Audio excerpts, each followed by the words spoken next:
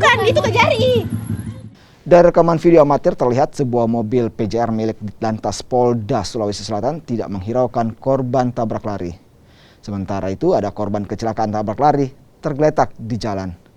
Akibat kejadian ini, Kapolres Bulukumba langsung mengunjungi korban untuk meminta maaf sekaligus memberikan santunan.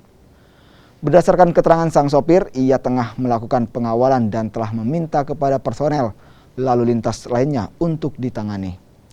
Namun tindakannya yang meninggalkan korban tabrak lari tetap akan dilakukan proses pemeriksaan ke Propam Polda Sulawesi Selatan.